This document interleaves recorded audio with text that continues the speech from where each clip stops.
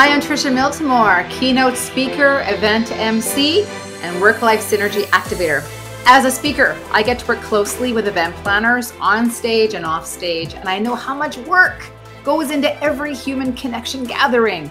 Events, they are complicated, and it takes many talents to create an experience that truly delivers impact. Add in a pandemic, and you do have an industry that has delivered with resilience and adaptability in the face of adversity and chaos. I sat down with Jocelyn Flanagan to chat about all of that, including her tips on how to thrive in today's event planning environment. This is the Empowered EventProf series. Jocelyn is the founder and CEO of E=MC² Events, a global event management and production agency based in Canada and recognized around the world. Now, the company celebrated 20 years of business during the pandemic, 20 years. And through Jocelyn's leadership, the team pivoted to become a powerhouse in the digital storytelling space. An idea initiator, a strategic wizard, and a choreographer of things that matter, Jocelyn is the underlying inspiration that continues to push E=MC² events. Jocelyn's love of music is evident as her team has produced Canada's highest profile award programs, including the Juno Opening Night Awards, the SOCAN Awards, and the Canadian Songwriters Hall of Fame Annual Induction Gala. Cool, right? She's an eclectic entrepreneur. Here is our conversation, and enjoy. And here we are with Jocelyn. And Jocelyn, thank you for sharing your time, your energy, for being here. Your company has done some pretty spectacular events. So if you wouldn't mind sharing a little bit about your EventProf journey and some of the amazing projects that you've worked on in the last little bit. Okay, that's an open-ended statement. So we're good to be here for a long time. Thanks for having me. First of all, this is exciting to be here. My journey, gosh, I tell people I started at the age of 3 when I started organizing my friends' social lives. In fact, there is a picture of me holding a ball and pointing to a group of friends I remember, and it's sort of funny. I think it's in my blood somehow. But I started this journey with our company. It'll be 21 years ago in 2 weeks. So I started with the design of maybe putting on 2 or 3 events and then getting a real job. And I still haven't got that real job. So we started in Calgary. Again, the idea that we'd see what happens, put on some corporate events, have got kind of the story of at the right place, the right time, doing the right work. And we were able to really hit the Calgary market when the industry was in its infancy. And the oil and gas boom was starting to happen, and we got very involved in the corporate world in Calgary, and events became a really big piece of the corporate culture in Calgary at that time. Sort of from 2001 to 2007, there was just this massive ride that we were able to take, and working with corporations in Calgary at the time was, as I said, it was booming. And a lot of creativity was happening in Calgary, and we had autonomy to try new things, to think outside of any box that you could ever imagine. And we were just given a lot of freedom from our clients to just put on really, really great events. So we were lucky to have a start that was sort of uninhibited, if you will. Wow. We once, as we said, we started with corporate, but then corporate became some philanthropic work with our corporate clients. They got us into the not-for-profit world. And then it also became, some association and conference management. And then just through meeting a variety of different clients, we had opportunities in Vancouver. So we opened an office in Vancouver. And then from the Vancouver experience, we met some Toronto clients, and we were able to sort of test out the Toronto market back in 2012. And we liked it, and they liked us, and we decided that we would then open an office in Toronto. So what started out as putting on a few events has ended up 21 years later with a really great experiences and amazing team and yeah, lots of stress and lots of fun. As the industry kind of, it's a part of the package, isn't it? It seems to be like a stress and fun, and it's all worth it at the end, but the leading up, oh my gosh. So the projects that you've worked on are incredible. Share a few of those. Well, they really do range. We're lucky to have a variety of clients. So we have a big corporate market, and then we have, we've done a lot of work for TIFF, the Toronto International Film Festival. For the Junos, we've produced the Junos Gala, the non-broadcast award show, for 10 or 11 years. Canadian Screen Awards, Canada's Walk of Fame. So we've been, again, really lucky in terms of getting some really pretty fun and dynamic clients. This sounds like quite the ride. So obviously everyone listening, it has something to do with events, the empowered EventProf. What keeps you empowered, and how do you stay in the industry this long and still have that kind of passion for it? It's the people. My team is unbelievable. They're an incredible group of humans that, are highly engaged, highly creative. Like, we love collaborating. We really love what we do. And from even, from our accounting team to our admin team to all of our event producers and experienced producers, so I think we're lucky, and like-minded folks attract each other, and we've got a great group of people. So that's within our four, virtual walls, if you will, our four walls, but also the partners that we're able to work with, and all of the vendors that we've met in the industry across the country and across the world, really, that we have, we drive each other forward. So working with really great partners to push the boundaries and try new things, and not be afraid to explore, and we're just surrounded by really incredible people. That's really amazing. It makes it so rewarding, doesn't it? Okay, question for you. So in terms of expanding the box and trying new things, taking a little risk, if you have a story, I'm sure you have many, but what is one example where you're like, oh, this is really exciting. I'm not sure it's going to work, but then it does. Give me something juicy. Any good examples? So many, like there's event examples. Yeah. And then there's just business examples. For us, the risk of opening an office in Vancouver was a step, and also the same in Toronto, where it's, where what we know is across the country, just people operate different. There's different cultures in Vancouver as there is in Toronto, as there is in Calgary. So it's a bit risky dipping your toe into different markets all the time and seeing if you fit, if you will. So there's that. There's other risks that we take always when we're putting on events.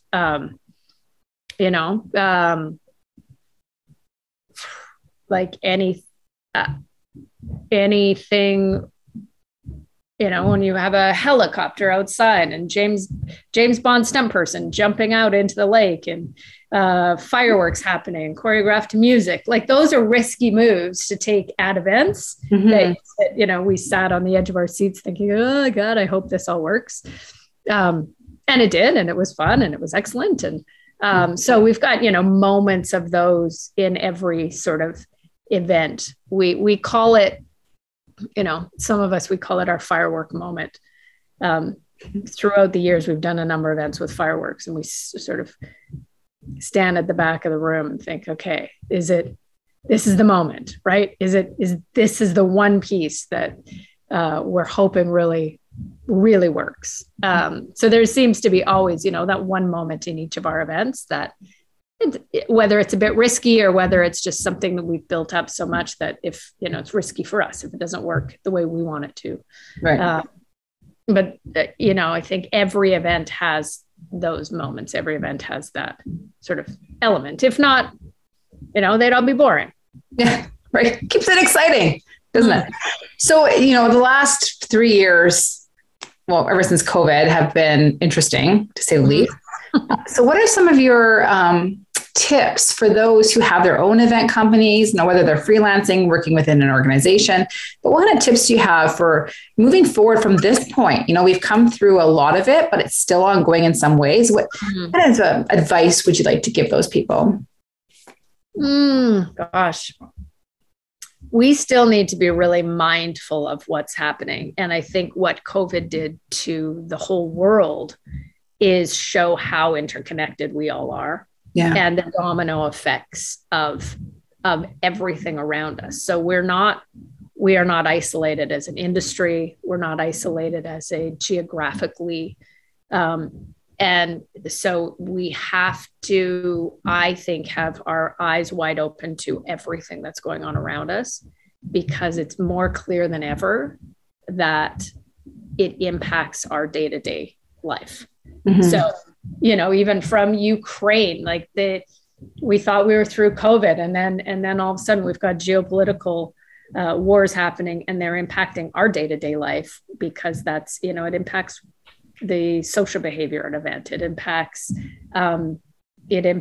oil and gas prices, which impact pricing to, it impacts everything we know right now is labor shortages. So we can't think about our one event as an insulated event. We have to keep our mind more sort of our eyes globally aware, if you will, to what's going on around us. So I think that's one thing. That's not to scare or sort of make anything more grand than it is, but we just need to be more aware, because everything around us has been impacted.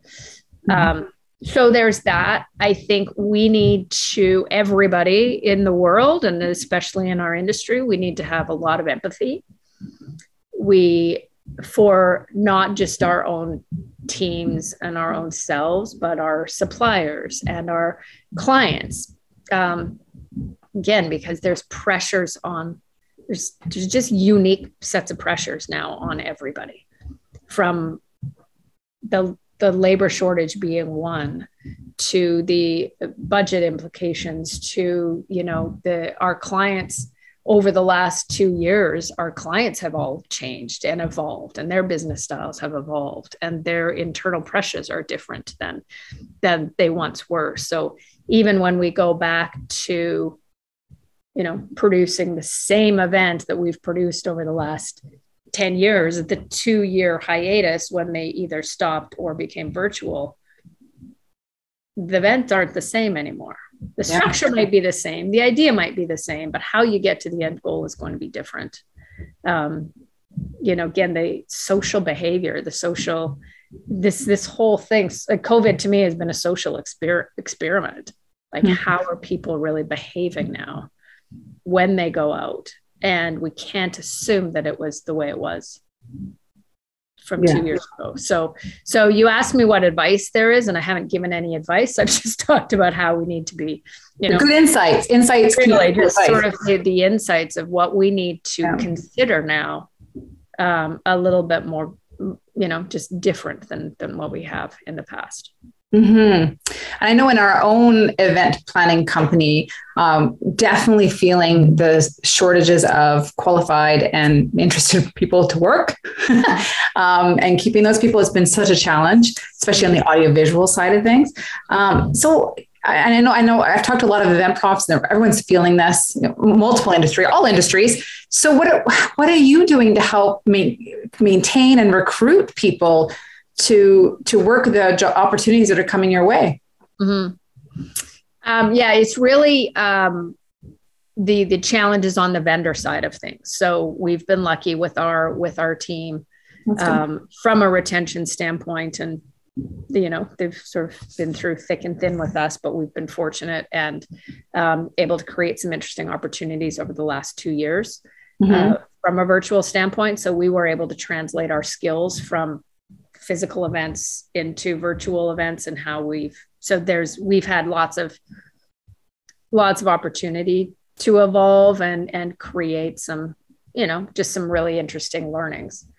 for our team to keep them, somewhat motivated through the challenging time. So the challenge really is with the vendors and that labor shortage. And so one, it's back to that empathy. It's, it's not necessarily our vendors' challenge. Like, it's not our vendors' fault that there's a labor shortage. So we need to give a little bit of grace. Well, our timelines as an event industry are also shorter because clients don't want to confirm too far out. We need to act as quickly as possible to secure the vendors so they can secure the labor. So because of the shortage, so we need to respond probably more quickly. I know for myself, if we have an event in a year, I don't necessarily talk about it for 3 or 4 months down the road. And now it's changed. Now it's okay. If I know I've got a date, I know this needs to be booked. And I know, so I'm making sure our suppliers, our partners are in the loop the minute I know we've got an event, whether it's 2 months from now or whether it's 12 months from now.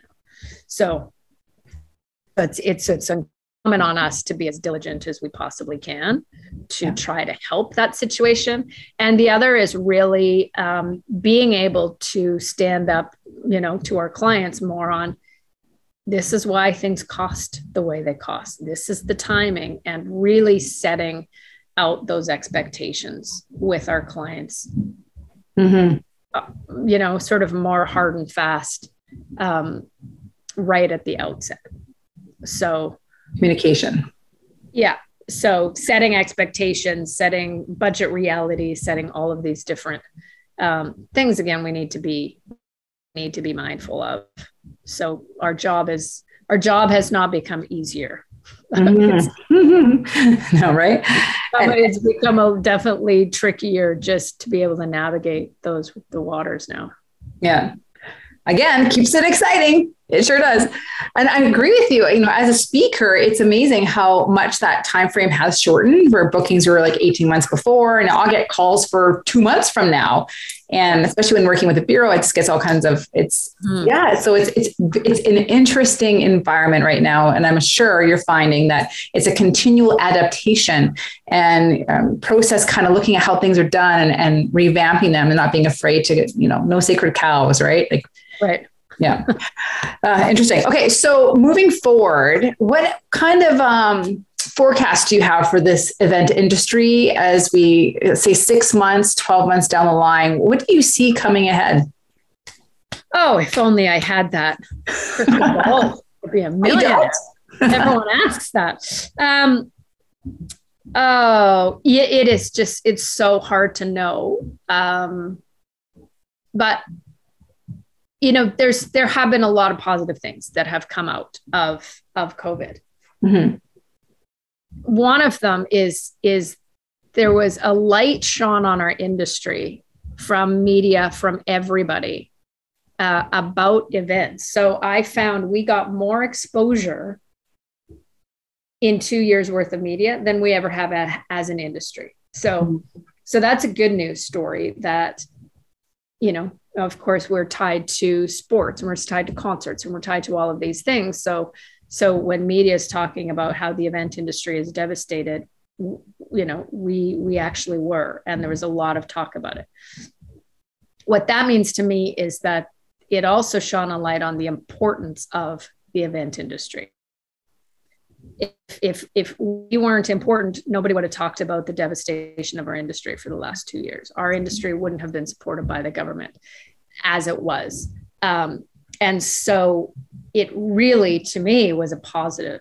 They say no media is bad media. The reality is it just became good media for us. And I think within corporations, and the fact that people couldn't get together, there is obviously that thirst for now getting people together. Mm-hmm. A year ago, there was a lot of conversation about hybrid events, and are things going to be hybrid? Are they going to be virtual? And I I believe that there's going to be less talk about hybrid in the future. I think the reality is that human connection will probably prevail. As we all know, and as you as a speaker would also know, you can speak from your living room, and you don't need to fly into a board. You don't need to fly into a live event space. So I think that there still will be some of these virtual events where you're not flying our speakers over. We can bring them in virtually. So there will be some of that, but I don't know if the hybrid model will be as prevalent as I think people had once thought. It'll be interesting to see. Yeah. It'll be interesting to see. I think once people get back to the feeling of live, they might just really get that, feeling of that energy that we've all been missing for the last couple of years when you're not together. There's definitely something about it. I agree. I love virtual. I even love hybrid, being able to speak as an MC. I get to speak to both audiences. Is actually kind of a fun thing, but man, there's nothing like in person. There's not. The people want to connect. And I think that's one of the things I found so inspiring about your company, that you focus on that whole experience and impact, right? And that human beings need that connection. It's a big part of it. Sorry, you just cut out entirely. Oh, did I? Yeah. I love internet. No, I was just talking about it. Yeah, right. Today, just so everyone knows, is like a Rogers blackout for all of Canada. It's kind of crazy, but we're doing so good. I was just mentioning that, as an MC, being able to do virtual and hybrid is fantastic. But there is something about just being eye to eye with people in a room. So I agree with your forecast, and I'm kind of curious, just so curious to see how it's going to play out the next bit. One more question for you before we kind of wrap it up. You've been part of the events industry for so long in Canada, in multiple parts all over Canada. You're also a co-founder of ILEA, right? So International Live Events Association. The Canadian affiliate. Yeah. Okay, awesome. So you're a co-founder of that, which is time and energy. And I think that's amazing. So I know you do all kinds of mentorship and whatnot too. So if you have some tips for anyone who's in the event industry and just trying to get started, I know there's a lot of different variables about what area they'd be working in, but generally speaking, what are some of your tips for professionals, event planning professionals? What's some of your tips for event planning professionals? I lost you again. Oh, are we back? We're back. What are some of your tips for event planning professionals? So just to go back, I lost you when you were talking about ILEA. I was just mentioning how ingrained and like how much of a role you've had on mentorship and growing the industry in general. Okay. Tips. Well, one of the criteria we put on our team is flexibility. So as we're producing events, we need to be flexible. We need to be flexible more now than even before, but that flexible mindset is really important because, the industry, things go sideways, upside down, inside out, and you need to be able to adapt and respond. And we also know that some of the best ideas come at the 11th hour. So willingness to latch onto something, even though it might be a little bit of extra work at the end to take this idea into fruition, that's key. And that's just sort of that flexible mindset and open-minded mindset, if you will. The other big word I love is curiosity. So it's the be curious, which one opens your eyes to new opportunities and to new vendors and to, anything when you're walking down the street can turn into a really cool event idea or a piece of decor or a stage inspiration. So it's just always keeping that curiosity mindset.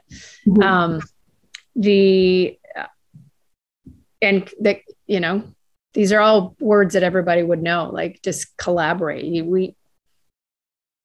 we can only know so much. And so we have to rely on experts around us. And it's not important to be the smartest person in the room when you're trying to create a really, really great experience. There are a lot of great minds.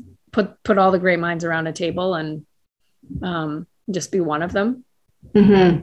And that's the true way to success, in my pretty strong belief.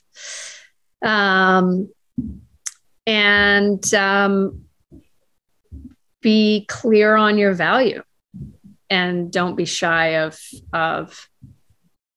being paid for your value. Don't give away things for free. I learned that the hard way. And that, our industry is, as I said, COVID's done a great thing for industry. Our industry was pretty solid before, but I think it's going to be even more solid as long as we all sort of stick together and move forward in the same way, in the same sort of sense of integrity, and not giving away the farm just to get the business.